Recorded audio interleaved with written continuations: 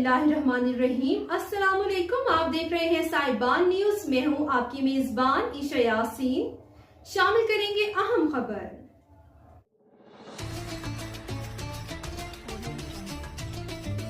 जामशोरों से हमारे नुमाइंदा खुसूसी मोहम्मद असद हिंद के मुताबिक कोठरी डाउन स्ट्रीम में रेत उड़ने लगी।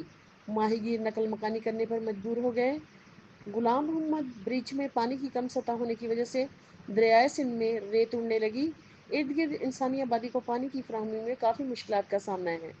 मुसलसल पानी दरियाए सिंध में न आने की वजह से जानवरों की नस्ल ख़त्म हो रही है और माहौलियात पर भी मनफी असरात मुरतब हुए हैं।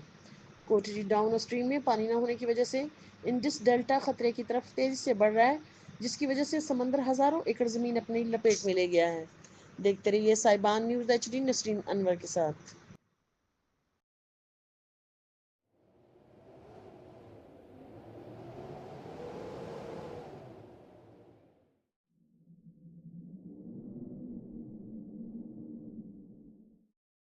अब तक के लिए इतना ही। मजीद खबरों और अपडेट्स के लिए देखते रहें साहिबान न्यूज। हमारे चैनल को लाइक, शेयर और सब्सक्राइब करें।